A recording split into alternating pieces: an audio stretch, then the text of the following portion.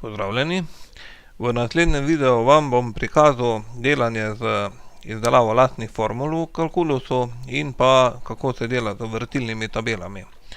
Zdaj, za ta primer bomo šli pod prodaja pa dnevnik prodaje. Tule naberemo ene rezultate in bomo najprej izvedli naslednjo operacijo.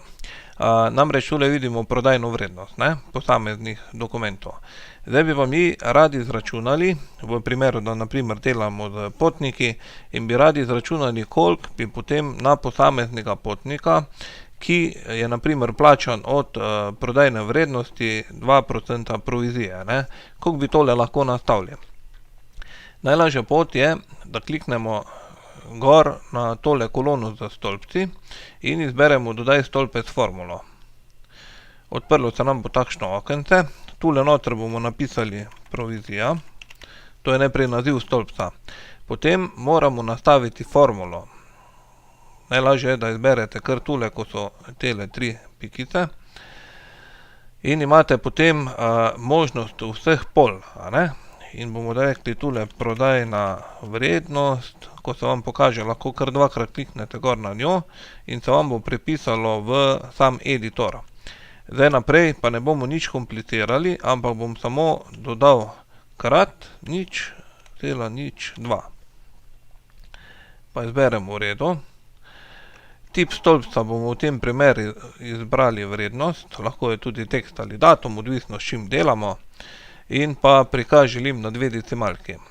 Povzetek pa pustimo vsoto. Tule dam v redu in kot vidite, se nam je gor pojavilo eno novo polje. In sicer imamo tule izračunano provizijo. Torej 2% od 115,60 je 2,31. In tako je to najlažje nastaviti.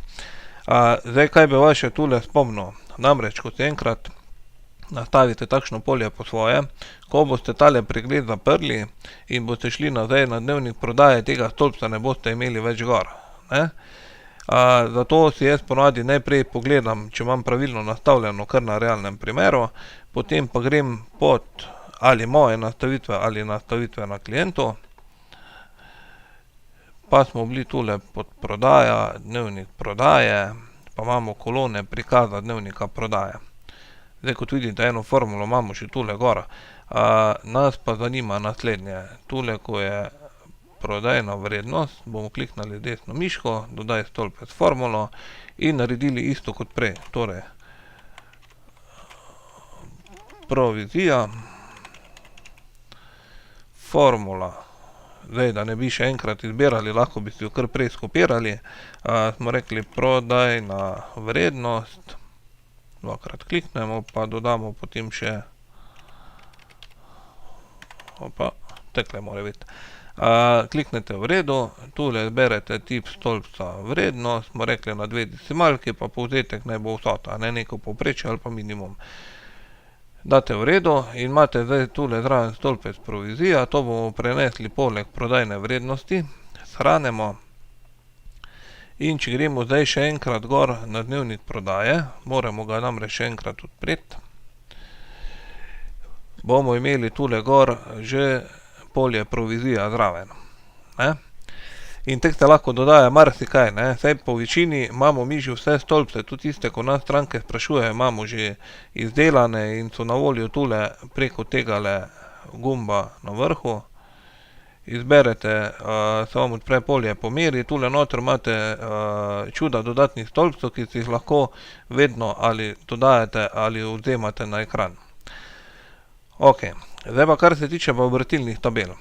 Najprej bomo tule nabrali rezultate. Zdaj, da bo bolj zanimivo, bom tule zbral za 2 leti podatkov. Morate vedeti, da tule, ko boste nabirali rezultate, se zna to malo zavleči, sploh če imate veliko dokumentov in nabirate za več let nazaj. Ko pa se vam rezultati prikažejo, bomo pa izbrali tale gumb tule gor na vrhu, vrsta prikaza. Tale vrsta prikaza imate potem možnost izbrati vrtilno tabelo. Zdaj, ko to zberete, kaj se naredi? Vsi podatki se vam bojo razvrstili po x pa y osi. Na levi strani imam v tem primeru partnerje, zgoraj imam pa mesece.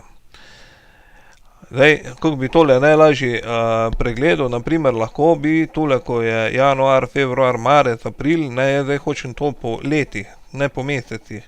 In kliknem gor na polje datum in izberem tule, da želim gledati v okviru leta. In mi pokaže za 2 leti, ne. Lahko bi izbral tudi, naprimer, da želim izbirati v okviru kvartala pa leta.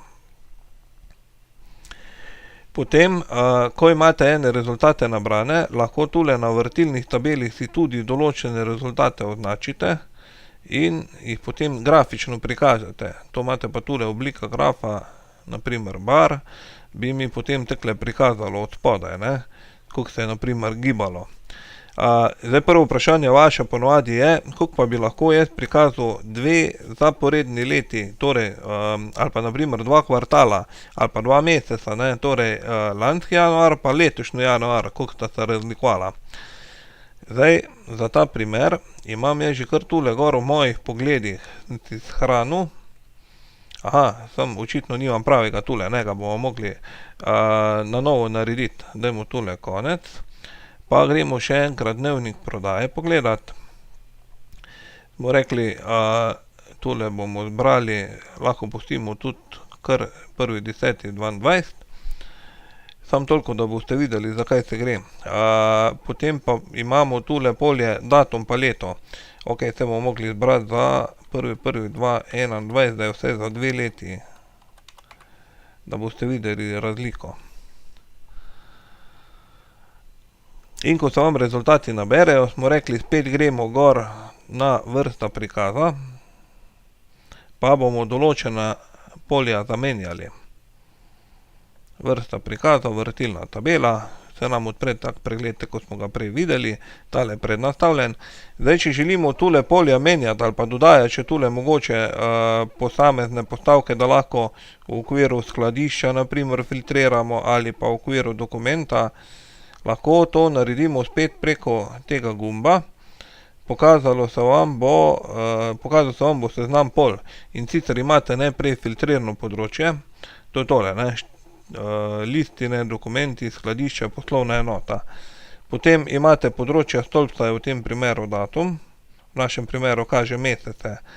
Potem področje vrstice kupec in pa podatkovno področje prodajna vrednost DDV. Zdaj, če želite karkoli zamenjati, naprimer, da bi radi imeli tule, ko je prodajna vrednost za DDV, lahko rečete, jaz hočem imeti pa prodajno vrednost. Samo potegnete prodajno vrednost not, tole z DDV pa odstranite. A ne? In pa tule imam, je še eno polje narejeno, ne provizija, datum leto, ne. Če tole polje potegnem gor kar po datum, boste videli, da imam zdaj v tem primeru pa podatke razvrščene takole. Torej, najprej januar v letu 2021 in potem januar v letu 2022, ne. Pa potem skupaj je bilo, koliko je bilo v obeh letih, obenem mi pa tule tudi pokaže razliko, ne. Takoj se vidi, koliko sem v katerem mesecu lani ali pa letos napredoval.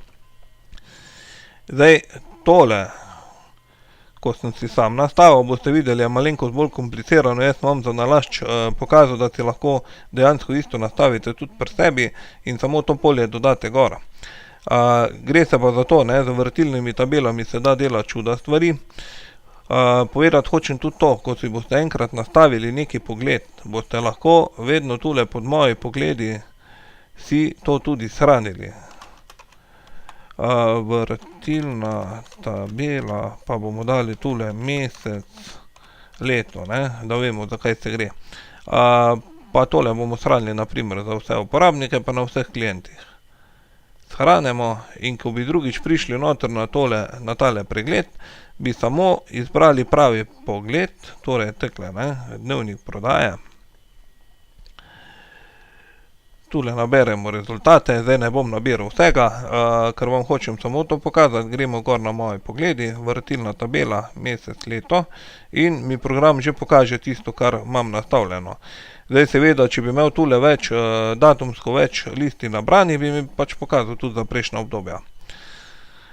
Pa vse podatke, ko jih boste tako pridobili, si lahko tudi kadarkoli izvozite. imate več možnosti, ne. Najbolje je kar tole preko izvoza, izberete izvoz v Excel, in ko si boste to shranili, lahko potem v Excelu naprej operirate z podatki. Zaenkrat bi bilo to vse, pa se vidimo v naslednjem videu.